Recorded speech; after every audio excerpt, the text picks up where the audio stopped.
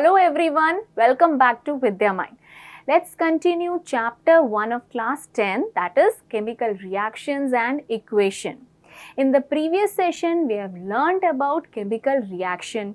We know the properties of chemical reaction, and chemical change can be represented in terms of chemical reaction where reactants are converted into product. So today I'll be discussing reactions involving the release of gas, evolution of gas. Well, this is one important point to identify a chemical reaction. Now my question to you is, we know about chemical reactions, but how to identify a chemical reaction? Chemical reaction is a process by which the reactants are converted into product. So we can say a new substance is formed. But is there any identification criteria to identify whether a chemical reaction is taking place or has taken place or not? Yes. So today I'll be discussing about the points to identify a chemical reaction. So in a general chemical reaction, the reactants are converted into products. So this is a general reaction, means A plus B. A and B are reactants, and these reactants are converted into product, that is a new substance, C and D. So chemical reaction is a process in which one or more substances, the reactants are converted into one or more different substances. तो reaction को हम general वे में represent कैसे कर सकते हैं? कोई भी उसमें अल्फ़ाबेट को यूज़ करके, जैसे कि मैंने यहाँ पे 4 डिफरेंट अल्फ़ाबेट्स यूज़ किए हैं और एक जनरल रिएक्शन लिख दिया. इससे आपको ये समझ में आ गया कि जो रिएक्टेंट्स थे ए और बी, वो प्रोडक्ट बना रहे हैं सी और डी, जो कि नए सब्सटेंस हैं. Correct? Now we will understand the answer of this question. How do you know if a chemical reaction has taken place or not? तो उसको कैसे हम आइडेंटिफाई करेंगे कि ये केमिकल रिएक्शन है? तो यहाँ पे ये 5 पॉइंट्स दे रखे हैं जिनको हमें समझना है. First is evolution of gas. Evolution of gas means release of gas. तो केमिकल रिएक्शन में जब आप आइडेंटिफाई उसको करना चाहेंगे तो कुछ रिएक्शन ऐसे होते हैं जिसमें गैस रिलीज होती है. तो जब गैस रिलीज होती है तो अगर वो कलर्ड है तो हमें उसका कलर दिखाई दे जाएगा, नहीं तो हमें उसकी एक साउंड उसकी समझ में आएगी कि हाँ भाई गैस रिलीज हो रही है, या बबल्स दिखाई देंगे, कुछ ना कुछ ऐसा होगा विच आइडेंटिफाइज द केमिकल रिएक्शन. तो ऐसे बहुत सारे एग्जाम्पल्स हैं रिएक्शंस के जिसमें गैस रिलीज होती है. हम आज उन्हीं रिएक्शंस को समझेंगे. तो कुछ रिएक्शंस मैं इस सेशन में आपको पढ़ाने वाली हूँ जिसमें रिलीज ऑफ गैस ही एक आइडेंटिफिकेशन है कि वो एक केमिकल रिएक्शन है. इसके अलावा हम बहुत सारे और दूसरे रिएक्शंस भी पढ़ेंगे जिसमें आइडेंटिफिकेशन पॉइंट सेकंड है formation of precipitate. Well, precipitate एक ऐसा सब्सटेंस है जो 2 सॉल्यूशन के मिक्स करने से बनता है. मींस आपने कोई 2 लिक्विड लिए और उन दोनों को मिक्स कर दिया, तब बन गया एक प्रेसिपिटेट और वो सेटल डाउन हो गया. मींस एक सॉलिड बन गया जो कि सेटल डाउन हो गया है.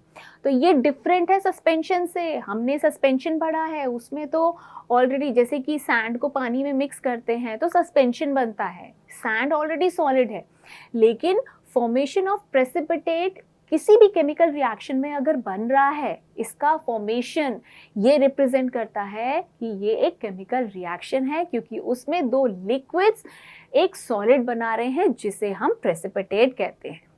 तो इसको हम रिएक्शन से ही एक एक करके समझेंगे. थर्ड आइडेंटिफिकेशन पॉइंट है चेंज इन कलर. तो बहुत सारे ऐसे रिएक्शन होंगे जिसमें आप जब रिएक्टेंट्स को मिक्स करेंगे तो उनका कलर चेंज हो जाएगा. That is also an identification of a chemical reaction. Change in temperature. तो रिएक्शन में कभी कभार जो सराउंडिंग हीट है वो रिएक्शन ले लेता है, एब्जॉर्ब कर लेता है, या फिर उस रिएक्शन में हीट रिलीज होती है. तो चाहे हीट एब्जॉर्ब हो या हीट रिलीज हो, टेम्परेचर में चेंज आ सकता है. तो ये भी एक आइडेंटिफिकेशन पॉइंट है कि केमिकल रिएक्शन हो रहा है अगर उस केमिकल रिएक्शन के दौरान टेम्परेचर चेंज होता है. राइट।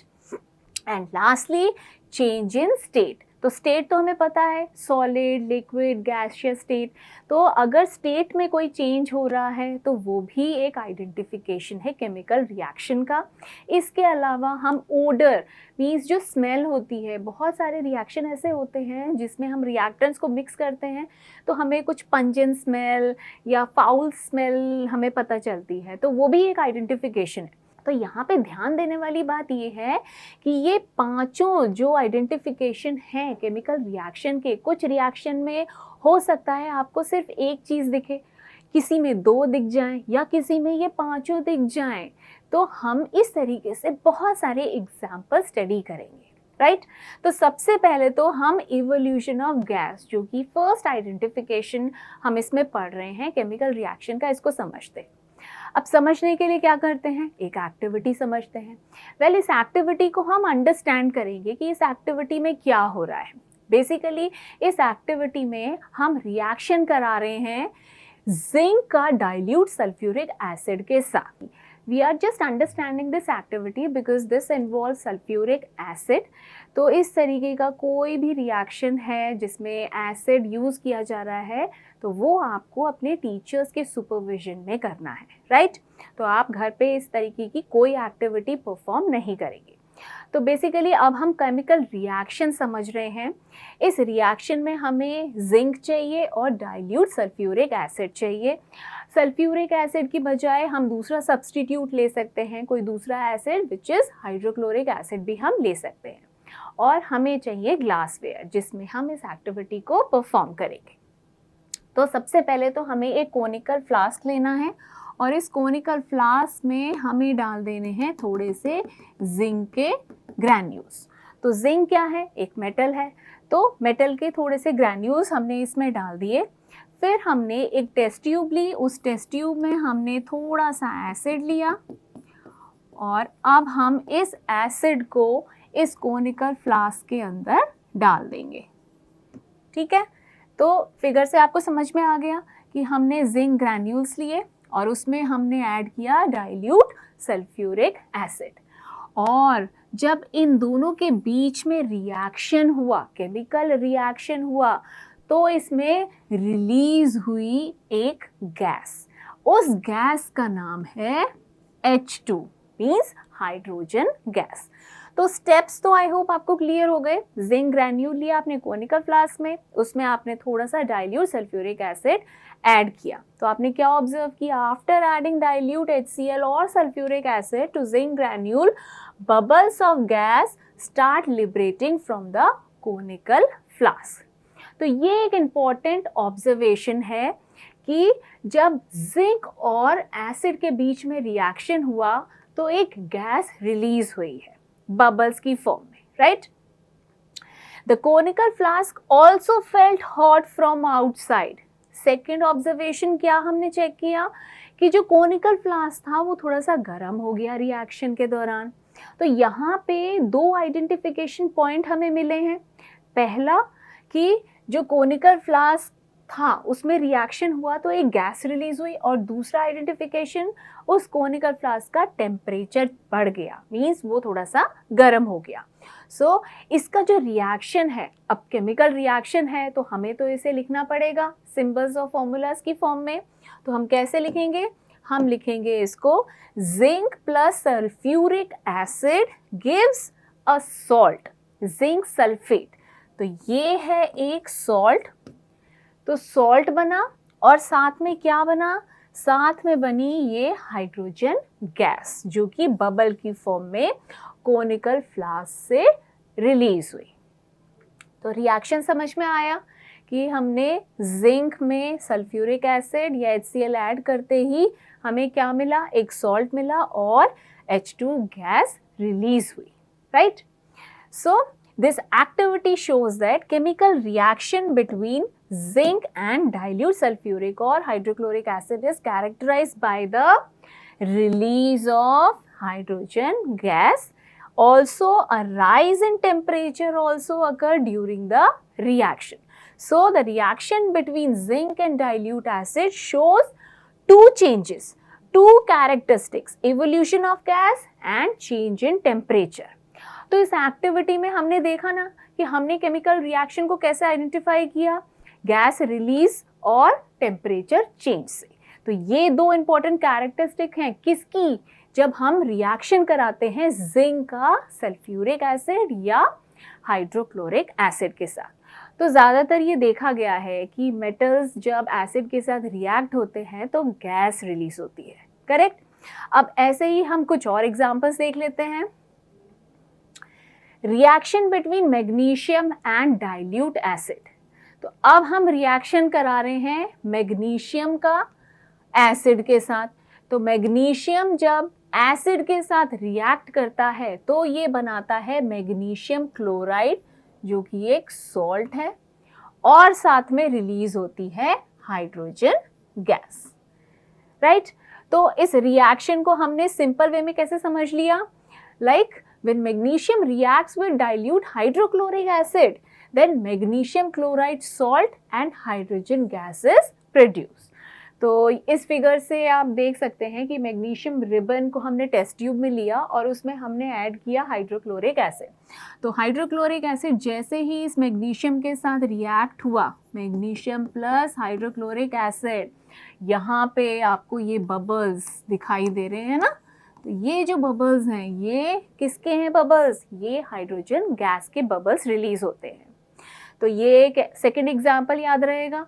पहले हमने जिंक को HCl या सल्फ्यूरिक एसिड के साथ रिएक्ट किया था, और अब हम मैग्नीशियम मेटल को HCl के साथ जब रिएक्ट कराते हैं तो इसमें भी गैस रिलीज होती है। हम आइडेंटिफाई कर सकते हैं ना इस तरीके के रिएक्शंस को। Now let us understand another reaction involving the evolution of gas. So this is the reaction between sodium carbonate and dilute acid. तो जल्दी से पहले ये जो रिएक्शन है इस इक्वेशन से समझिए। तो यहाँ पे हमने लिया है sodium carbonate which is Na2CO3, और इसको हम रिएक्ट करा रहे हैं HCl से विच इज हाइड्रोक्लोरिक एसिड। तो यहाँ पे बन रहा है सोडियम क्लोराइड और रिलीज हो रही है CO2 gas along with the formation of water. तो इस रिएक्शन को समझिए। इस रिएक्शन में there is release of CO2 gas. तो ये जो CO2 गैस निकल रही है that shows an effervescence, means जब हम टेस्ट ट्यूब में जो डाइल्यूट हाइड्रोक्लोरिक एसिड है उसके साथ सोडियम कार्बोनेट को मिक्स करेंगे तो यहाँ पे रिलीज होगी CO2 गैस। तो ये जो CO2 गैस है, जब इस गैस को हम डिलीवरी ट्यूब से किस में डिसॉल्व करेंगे, लाइम वाटर में डिसॉल्व करेंगे। Lime water is calcium hydroxide solution. ये है हमारा lime water which is calcium hydroxide solution, aqueous solution, right. तो ये जो CO2 है ये इस कैल्शियम हाइड्रोक्साइड के साथ डिसॉल्व हो जाएगा और बनाएगा एक वाइट कलर का precipitate which is the precipitate of calcium carbonate. तो पहले तो रिएक्शन को समझ लीजिए। When dilute hydrochloric acid reacts with sodium carbonate, then sodium chloride, carbon dioxide gas and water, these three products are formed. अब यहाँ पे बात आती है कि हम इस CO2 गैस को कैसे आइडेंटिफाई करेंगे। इसको लाइम वाटर टेस्टिंग से हम आइडेंटिफाई करेंगे। सो the presence of carbon dioxide can be determined by passing it through lime water which turns milky due to the formation of white precipitate of calcium carbonate. तो हमारे पास है calcium hydroxide means lime water which is an aqueous solution of calcium hydroxide. अब इसमें हम CO2 पास करेंगे तो बनेगा यहाँ पे calcium carbonate plus water. Now this calcium carbonate turns the lime water milky because it is a white precipitate. Clear है? तो यहाँ पे हमने जो गैस की बात करी है, मीन्स हम रिएक्शन को इवोल्यूशन ऑफ गैस से रिलेट कर रहे हैं। तो जो गैस रिलीज हुई वो कार्बन डाइऑक्साइड गैस है और उसको हमने कंफर्मेटरी टेस्ट से कंफर्म कर लिया which is the lime water test, and because of the presence और release of CO2 this turns calcium hydroxide lime water milky due to the formation of calcium carbonate. तो reaction clear हो गया। तो I hope ये जो दोनों reactions थे, these are the reactions that depicts the evolution of gas. हमने एक अच्छी अंडरस्टैंडिंग डेवलप कर ली है कि हम किस तरीके से हम केमिकल रिएक्शंस को आइडेंटिफाई कर सकते हैं. What is the product of the reaction between magnesium and hydrochloric acid? तो मैग्नीशियम को जब हम HCl के साथ रिएक्ट कराते हैं तो हमें पता है एक सॉल्ट बनेगा. That salt is magnesium chloride with the release of hydrogen gas. Correct. तो यहाँ पे जो प्रोडक्ट हैं वो क्या है? Magnesium chloride and hydrogen gas. Reactant में क्या था हमें पता है, जो कि गिवन दे रखा था, मैग्नीशियम प्लस हाइड्रोक्लोरिक एसिड. तो कौन सा ऑप्शन आपको सही लग रहा है? Option B. What is the product of the reaction between zinc and sulfuric acid? तो इस रिएक्शन को भी एक बार लिख के समझते हैं. जिंक को हमने रिएक्ट कराया सल्फ्यूरिक एसिड के साथ, तो यहाँ पे बनेगा एक सॉल्ट जिंक सल्फेट और रिलीज होगी हाइड्रोजन गैस. तो कौन से प्रोडक्ट यहाँ पे ऑप्शन में रिलेट हो रहे हैं? Zinc sulphate, water, no. Zinc sulphate, hydrogen gas, yes. तो यहाँ पे हमारा ऑप्शन बी करेक्ट ऑप्शन हो गया. तो आज आपने कैसे केमिकल रिएक्शन को हम आइडेंटिफाई कर सकते हैं उसके कुछ एग्जाम्पल स्टडी किए. तो आज के सेशन में हमने एक अंडरस्टैंडिंग डेवलप कर ली कि हम किस तरीके से रिएक्शंस को आइडेंटिफाई कर सकते हैं.